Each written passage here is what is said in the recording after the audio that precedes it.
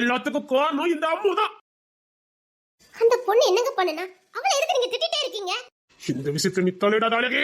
என் புள்ள என்ன விட்டு போய் ஒரு நாள் ஆகுது, இன்னும் வரல. என் பிள்ளைக்கு என்ன ஆச்சோ ஏதாச்சும் நான் பதட்டத்துல இருக்கேன். என் புள்ளைக்கு மட்டும் ஏதாவது ஆச்சுது, இவ ஹவுஸோட இருக்க முடியாது. நல்லா இருக்கு சார் உங்க நியாயம். செல்வா கரெக்டா தான் பேசுறா. என்ன சார் கரெக்டா பேசிக்கிட்டு இருக்காரு? அந்த தென்றல் அங்க கூட்டுறது யாரு? இவ தானே புதுசா ஃப்ரெண்ட் எல்லாம் பிடிச்சிருக்கா. அந்த தென்றல் மட்டும் என் கையில கிடைக்கட்டும், அவ உசுரோட இருக்க முடியாது. ஏங்க நீங்க இப்பெல்லாம் பேசிட்டு இருக்கீங்க? இதுல நீ தலையிடாதன்னு சொன்ன புரியுதா? புதுசா உண்மையில கோபப்பட வச்சிடாத. நீ ரூமுக்கு போ போன்னு சொன்ன. அந்த தென்றல் கூட உனக்கு என்ன பழக்கம்? அவளை எதுக்கு நீங்க கூட்டிட்டு வந்த? அவன் என்ன பண்ணனு தெரிஞ்சோம் அவளை நீ கல்யாணத்துக்கு கூப்பிட்டுருக்க அப்படித்தானே? ஏன்னா உசுரோட இருக்கிறதுக்கு லேக் இல்ல. என்ன சார் பேசிட்டு இருக்கீங்க?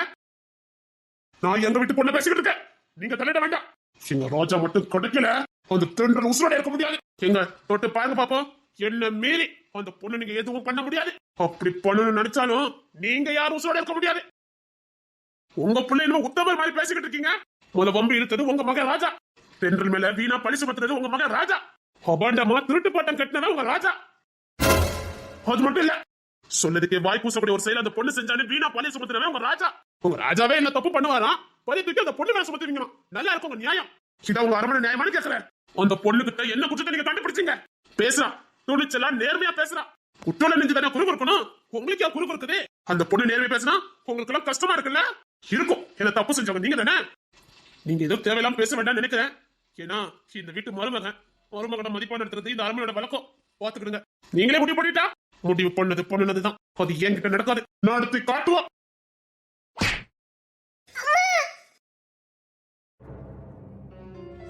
நீ எல்லாம் செத்துற, உசுரோட இருக்காத. என்ன ஆளுக்கால அந்த பொண்ணு எல்லாம் அடிச்சுட்டு இருக்கீங்க? அந்த பொண்ணு என்னதான் தப்பு பண்ணுனா? ஒவ்வொன்னா பெத்த பொண்ணு அடிப்பேன் கொல்லுவேன். ஓத கேட்கறதுக்கு யாருக்கு உரிமை இல்ல. உங்க இஷ்டத்துக்கு அடிப்பீங்க, பாத்துட்டு சும்மா பேர் வச்சீங்களா? அவளை கொல்லுவேன், என்ன பண்ணணுமோ பண்ணிக்கோங்க. கரெக்டா பேசுற நீ. அவளுக்கு இன்னும் அஞ்சாறு கூட என்ன பேசுறீங்க? அந்த பொண்ணு மேல என்ன? சும்மா அர்ஜுன், நீ பேசாத. உங்ககிட்ட நான் என்ன சொன்னேன்? அந்த பொண்ணு வீட்டை விட்டு சீக்கிரம் அனுப்புன்னு சொன்னா சொல்லலையா? அவ வீட்டுக்குள்ள நுழையும் போதே எனக்கு தெரியும் இந்த கல்யாணத்தை எப்படியா நிப்பாட்டுவானே.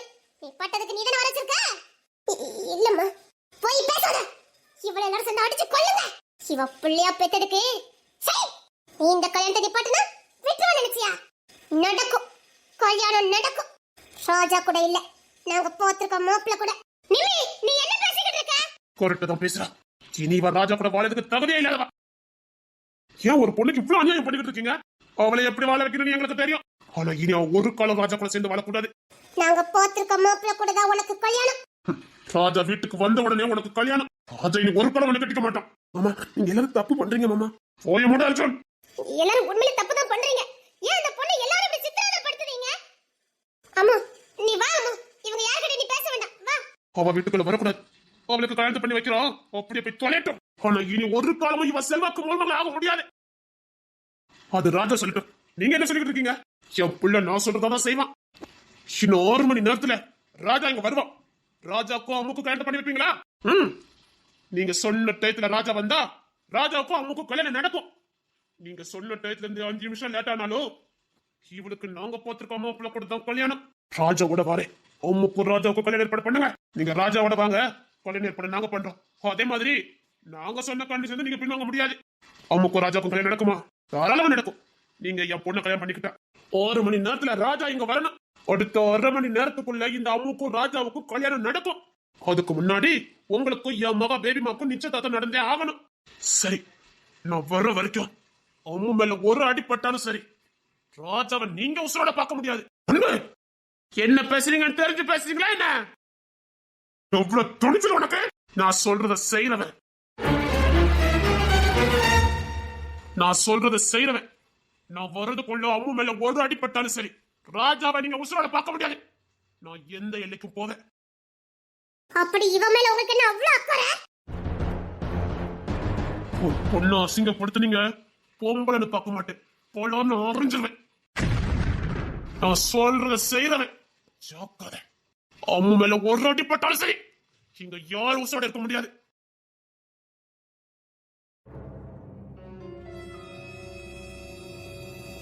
சிங்கியடா நிக்கணும். சோறு தண்ணி ஏதாவது உன் வாய்க்குள்ள போச்சுடே, நானே விஷத்தை வச்சு கொன்னுறேன். அர்ஜுன் ரூமுக்கு போ. போதும், நீங்க ரொம்ப நியாயமா நடந்துக்கிட்டீங்க. செல்வா, இது நீங்க தானா? இங்க பாரு அழகி, எதுவும் பேசாத. எஸ் செல்வாவா, இப்பெல்லாம் நடந்துகிட்டு இருக்காரு. கோவப்பட்டாலும் நீதி நேர்மையை விட்டு நீங்க விலகினது இல்லையே, இப்பயே இப்படி பண்ணிக்கிட்டு இருக்கீங்க. காணாம போயிருக்குது என் பிள்ளை. அவன் ஒண்ணு சின்ன நல்ல இல்ல, அவன் தான் ஒரு பொண்ணை வெட்டிட்டு போயிருக்கான். அந்த பொண்ணை பத்தி யாருமே இங்க கவலைப்படல. உங்க பையன் சின்ன பையனா, ஒரு இடத்துக்கு போயிட்டா வர தெரியாது. இப்படி மாறுவீங்கன்னு சத்தியமா நான் எதிர்பார்க்கவே இல்லை. அழகி, என் செல்வா ரொம்ப நேர்மையானவர்னு நினைச்சேன். அதெல்லாம் ஒண்ணு இல்லடி. என் பிள்ளைய கண்ணா எனக்கு பதட்டமா இருக்காதா? உனக்குதான் தெரியுமா ராஜானா எனக்கு எவ்வளவு உசுருன்னு. என் ராஜாக்கு மட்டும் தான் உசுறு இருக்கா? அந்த பொண்ணுக்கு இல்லையா? அவளும் ஒரு உசுறு தானே. அவளை பத்தி இங்க யாருமே எதுவுமே நினைக்க மாட்டேங்க. இவளுக்கு காலமே அவதானே. அந்த பொண்ணு என்னங்க பண்ணுனா? அப்பா அந்த பொண்ணை விட்டுருங்கப்பா, பாவப்பா அந்த பொண்ணு. அவ பேச்சுனப்பா அப்படி, அவ ரொம்ப நல்ல பொண்ணுப்பா. இப்படி மாறுவீங்கன்னு சத்தியமா நான் எதிர்பார்க்கல. ரொம்ப நல்லதுங்க, நான் போறேன். அழகி, நீ என்ன பேசுற? நான் போறேன்னு சொன்னேன். இப்பெல்லாம் பேசாத அழகி. எல்லாத்துக்கும் காரணம் நீனா இருந்திருக்கல நீ. அப்ப இப்பவும் நீங்க தப்பா புரிஞ்சிட்டு இருக்கீங்க. அவன் என்ன தப்பு பண்ணா?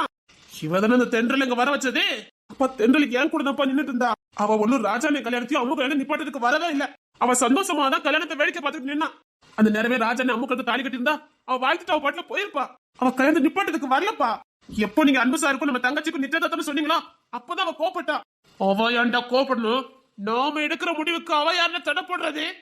அவ தடை பண்ணிருக்க மாட்டா. அன்பு சார் உடனே ஓகே சொல்லியிருந்தா. அன்பு சார் தான் விருப்பம் இல்லைன்னு சொல்றாருலப்பா, விட்டுற வேண்டியதானே. விருப்பம் இல்லாத ஒருத்தருக்கு நம்ம தங்கச்சி அப்பா கல்யாணம் பண்ணி கொடுக்கணும். அதான் அந்த பொண்ணு வந்து பேசுனா. அது மட்டும் இல்ல, அன்பு சார் அவங்கள ரொம்ப க்ளோஸ் ஃப்ரெண்டு. க்ளோஸ் ஃப்ரெண்டா? ஆமாப்பா, அவங்க வீட்டுல தானே சார் இருந்தாரு. அவன் ரொம்ப நல்லா பேசுவான் அந்த சார் கிட்ட. அதுக்கான அன்பு சார் தான் மோட்டிவேஷனா அந்த பொண்ணு நல்லபடியா வழி நடத்திட்டு இருக்காரு. அந்த பொண்ணு நல்ல நிலைமைக்கு கொண்டுட்டு வரேன்னு அன்பு சார் வாக்கு கொடுத்திருக்காரு. அதனால அந்த பொண்ணு அவர் மேல ரொம்ப மரியாதை வச்சிருக்குது. நான் மரியாதை வச்சிருக்கு, அநியாயம் நடக்குதுன்னு தட்டி கேட்டாப்பா. நீங்க தட்டி கேட்க மாட்டீங்க, நான் தட்டி கேட்க மாட்டேன். அப்படிதான்ப்பா அந்த பொண்ணு தட்டி கேட்டா. நமக்கு அது பிடிக்கலங்க கதை. அந்த பொண்ணு செஞ்சது எப்படிப்பா தப்பாகும்? அப்பா நீங்க நீதி நேர்மன் கரெக்டா வாழக்கூடியவரு, தயவுசெய்து தப்பான முடிவு எடுக்காதீங்கப்பா. தென்றல் ரொம்ப நல்ல பொண்ணு. நான் மறுபடியும் சொல்றேன், தென்றல் ரொம்ப நல்ல பொண்ணு. அந்த பொண்ணுக்கு இப்பவும் அநியாயம் நடக்குனா அது நம்ம குடும்பத்தினால மட்டும்தானே தவிர அந்த பொண்ணால நமக்கு எந்த அநியாயமும் நடக்கல. அந்த பொண்ணுக்கு அவ அப்பா மட்டும் தான் ஆறுது. ஆனா அவங்க அப்பா நொண்டி ஆக்குனது நீங்க. அம்மா உங்களை விரும்பி கல்யாணம் பண்ணிக்கிட்டதுனால காலத்துக்கும் அந்த பொண்ணு அசிங்கப்பட்டுக்கிட்டு இருக்கா. அம்மா வாங்க வேண்டிய அத்தனை அடியும் அந்த பொண்ணு வாங்கிக்கிட்டு இருக்கா. அம்மாக்கு விழ வேண்டிய அத்தனை பேச்சு ஏச்சும் இந்த பொண்ணு தடுத்தன வாங்கிக்கிட்டு இருக்கா. அவ ஒரு பாவப்பட்ட பொண்ணுப்பா. அதனாலதான் அந்த பொண்ணு மேல பாசம் வைக்க ஆரம்பிச்சேன். நம்ம அம்மா பட வேண்டிய அத்தனை வலிய வேதனையும் அந்த பொண்ணு பட்டுக்கிட்டு இருக்கா. இப்ப நாமளும் தண்டனை கொடுத்தா போங்கப்பா. நீதி நேர்மை விட்டு விலகிறாதீங்க, அவ்வளவுதான் சொல்ல முடியும். டேய், நம்ம பாத்துருக்க மாப்பிள்ளை கல்யாணம் நடக்கட்டும். மாமா வேண்டாம் மாமா, எனக்கு கல்யாணமே வேண்டாம் மாமா. நடக்கும், உனக்கு கல்யாணம் நடக்கும்.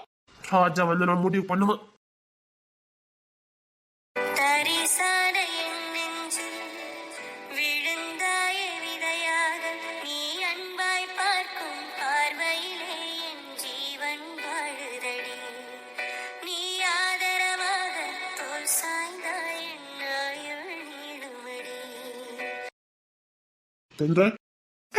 சொல்லுங்க. என்ன எதுவுமே பேச மாட்டேங்க? இல்ல சும்மாதான். ஏதாவது பேசிக்கிட்டு இல்ல, அன்பு சார் எப்படியும் இன்னைக்குள்ள என்ன கண்டுபிடிச்சிருவாரு. எனக்கு தெரியும், அன்பு சார் மேல எனக்கு நம்பிக்கை இருக்குது. அவ்வளவு நம்பிக்கை அவர் மேல உனக்கு? ரொம்ப. சொன்னதை செய்யக்கூடியவரு, சும்மாலாம் எதையும் வாக்கு கொடுக்க மாட்டாரு. சொன்னதை செஞ்சு காட்டக்கூடியவரு. ஒரு ஆண் எப்படி இருக்கணுங்கிறதுக்கு உதாரணமே அவருதான். நான் என் நிலைமை நான் அவர்கிட்ட என்னைக்குமே எடுத்து சொன்னதே இல்லை. இப்படி எப்படி என் நிலைமை எதுவுமே அவருக்கு தெரியாது. ஆனா அவரா தெரிஞ்சுக்கிட்டாரு. தெரிஞ்சுக்கிட்டு என்ன அதுல இருந்து மீக்கிறதுக்கு என்ன உண்டோ அத்தனை ஏற்பாடும் பண்ணினாரு.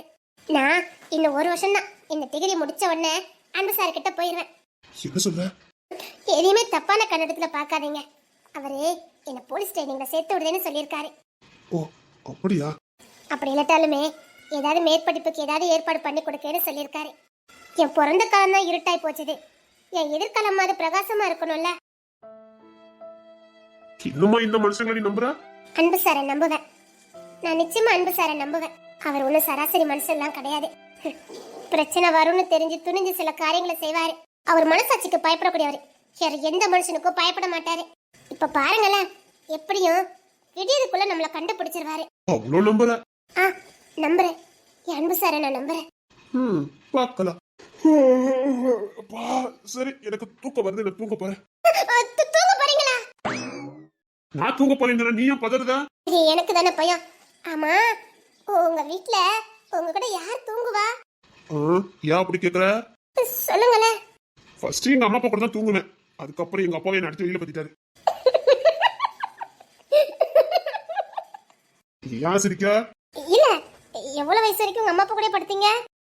எங்க பேபிமா பிறந்ததுக்கு அப்புறமும் தான். இப்பதான் இருக்கும், ஒரு 4-5 வருஷமா தான் இருக்கும். அடப்பாவி, அது வரைக்கும் உங்க அம்மா அப்பா கூட படுத்தீங்க? ஆமா, எங்க அப்பா என்ன தனியெல்லாம் படுக்க விட மாட்டாரு. அதுக்கப்புறம் தான் தனியா ரூம் கொடுத்தீங்க, தனியா படுறான்னு சொல்லிட்டாரு.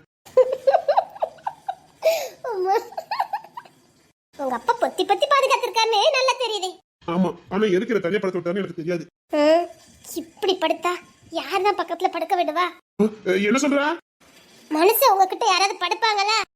என்ன சொல்ற? நேத்து அங்க படுத்திருந்தீங்க, சரி கொஞ்ச நேரம் கழித்து வந்து பார்த்தா இங்க படுத்திருந்தீங்க. அப்புறம் பார்த்தா பார்த்தாவா என்ன கண்டுபிடிச்சு தூங்கிட்டு இருந்தீங்க. என்ன சொல்ற?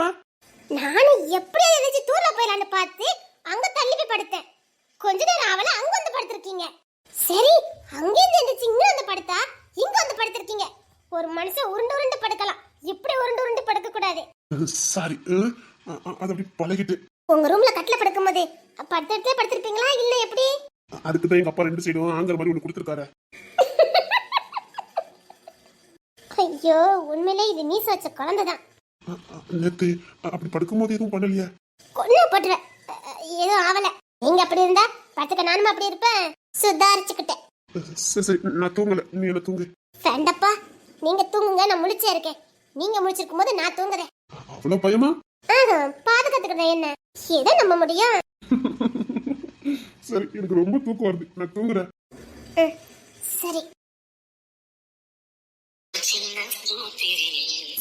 ஒளி சிந்தும் ராத்திரியில் இந்த மெத்தை மேலிடம் தத்தை போல் புது வித்தை பார்த்திடவா. தூக்கம் வருதே, சப்பா தூக்கம் வருதே.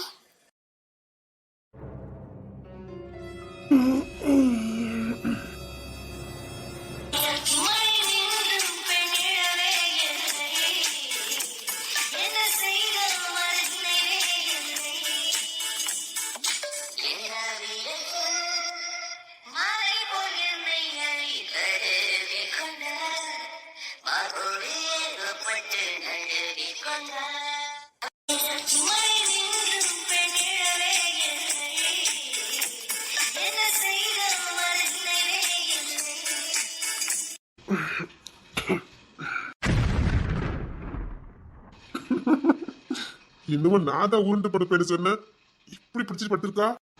தென்றல், தென்றல். என்னவா? போதும், பாரம் தாங்க முடியல. என்ன உளறீங்க? தூங்குங்க, எந்திரிச்ச மட்டும் இங்க வேலையா கிடக்கே.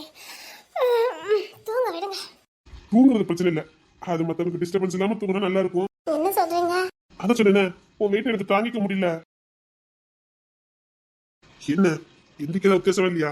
ஏதோ நான் தான் உருண்டு பண்ணு படுத்தேன்னு சொன்னேன், இப்ப யார் படுத்திருக்கா? நானா இப்படி படுத்தேன்? இப்ப ஏமல நீ படுத்திருக்க, நான் படுத்திருக்கேனா? நான்தான். அப்ப என்ன?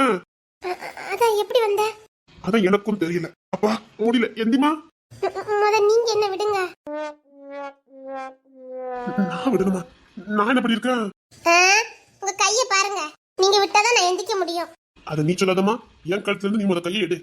நீங்க எடுங்க, அப்பதான் நான் எடுக்க முடியும். நானா? சரி இரு, நான் எடுக்கிறேன். எடுக்கிறேன். இப்படி யூசுத்தனமா தொங்கிருக்கேன்.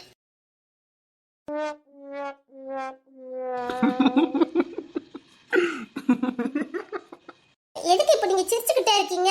இல்ல, ஒரு ஆளு எனக்கெல்லாம் அட்வைஸ் பண்ணிச்ச, அதான் கேட்டேன். இங்க பாருங்க, நான் ஒண்ணு வந்திருக்க மாட்டேன், நீங்க தான் என்கிட்ட வந்திருப்பீங்க. யார் சொல்ல மாட்டேன், இப்ப நான் தானே உன் மேல படுத்திருந்தேன். நான் அப்படி வரக்கூடாது இல்லையே, நான் படுத்ததுலயே படுத்திருப்பேனே. எப்படி சிரிக்காதீங்க, நீங்க தான் வேலைக்கு ஏதாவது பண்ணிருக்கீங்க. ஏன் பண்ணி போட மாட்டேன்?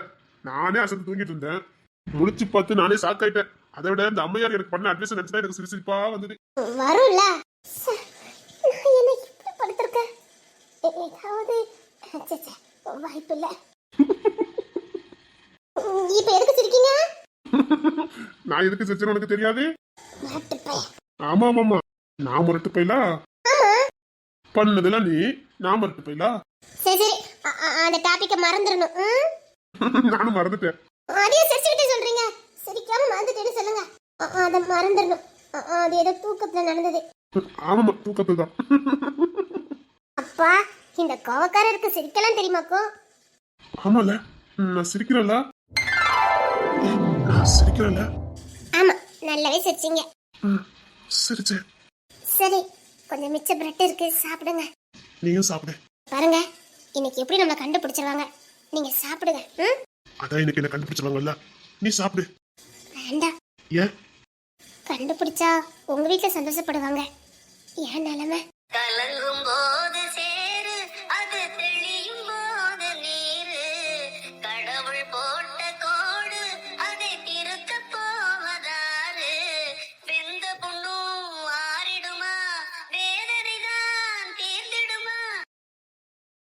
அடுத்து என்ன பண்ண போறானே தெரியல, பயமா இருக்கு. என்னவோ எப்படி வீட்டுல சேர்த்துக்குவாங்க? என்ன பண்ண போறேன், யாது பண்ண போறேன், எதுவுமே தெரியல. உங்களுக்கு அம்மா அப்பா பார்க்க போறோம்னு சந்தோஷம். உங்களை வீட்டுல வரையறதுக்கு ரெடியா இருப்பாங்க. காணாம போன புள்ள கிடைச்சிருக்கானே சந்தோஷத்துல கொண்டாட்டத்துல இருப்பாங்க. ஆனா எங்க வீட்டுல அடுத்து எங்க போகணும், என்ன செய்ய ஒண்ணுமே புரியல. அது மட்டும் இல்ல, எனக்கு என்ன பட்டத்தை கட்டி வச்சிருக்காங்கன்னு தெரியல. அதெல்லாம் நினைக்கும் போதே பேசாம இங்கேயே செத்துடலாமான்னு தோணுது. நீங்க என்ன கொல்ல தானே வந்தீங்க, பேசாம கொன்னுருங்களேன். இப்போ நினைக்கிறேன், நீங்க பேசாம என்ன கொன்னு இருக்கலாம். நான் இப்படி ஓடி ஒளிஞ்சிருக்கவே வேண்டாம். அங்கேயே நீங்க கொன்னு இருந்தா நிம்மதியா போயிருப்பேன். இப்ப நீங்களும் கஷ்டப்பட்டிருக்க வேண்டாம், நானும் பயத்திலே செத்திருக்க வேண்டாம். உசுருக்கு பயந்து ஓடி வந்தேன், இப்ப மானத்துக்கு பயந்து ஓடணும். உயிரினும் மானம் பரிதுன்னு சொல்லுவாங்க. நான் அங்கே நீங்க விரட்டும் போதே உங்க கையால செத்துருக்கணும். இது நான் எப்படி, ஒண்ணுமே புரியல. நீங்க ஆசைப்பட்ட மாதிரி நானே என்ன மாச்சிக்க போறேன்னு நினைக்கிறேன். வேற வழி? எப்படி எங்க அம்மா என் மானத்தை வாங்கி வச்சிருப்பாங்க, என்னை என்ன பாடுபடுத்த போறாங்கன்னு எனக்கு தெரியல. என் எதிர்காலம் என்ன ஆக போகுதுன்னு எனக்கு தெரியல. நினைச்சா பயமா இருக்கு. நிம்மதியே போச்சுது. என்ன பண்ண போறேன்னு தெரியல. நெஞ்செல்லாம் படபடப்பா இருக்கு. 2 அடி அடிச்சா கூட வாங்கிட்டு நான் பாட்டுல போயிடுவேன். ஏன்னா எனக்கு அடி வாங்கி வாங்கி எனக்கு பழகி போச்சு. அடி வாங்கி வாங்கி என் உடம்பு மரத்து போச்சு. ஆனா அவமானம் அது மட்டும் பழகிக்கவே மாட்டேங்குது. அதை மட்டும் இந்த இதயம் தாங்கிக்கவே மாட்டேங்குது. இப்போ நேரா வீட்டுக்கு போகவா, இல்ல என்ன நானே மாச்சிக்கிட்டு போறவா, இல்ல எனக்குன்னு ஒரு பாதையை உருவாக்கிக்கிட்டு போகவான்னு எனக்கு தெரியல. எந்த முடிவுமே எடுக்க முடியாத பாதியா இருக்கு. எதுவுமே புரியல. கண்ணை கட்டி காட்டுல விட்ட மாதிரி இருக்குது. படிப்பும் முழுசா முடிக்கல, கைத்தொழிலும் தெரியல. என் வாழ்க்கை எதை நோக்கி போக போதுன்னு தெரியல. நான் உங்ககிட்ட ஒண்ணு கேட்கட்டா? பேசாம உங்க அடியலுக்கு வச்சு என்னை போட்டு தள்ளியிருந்தீங்களா?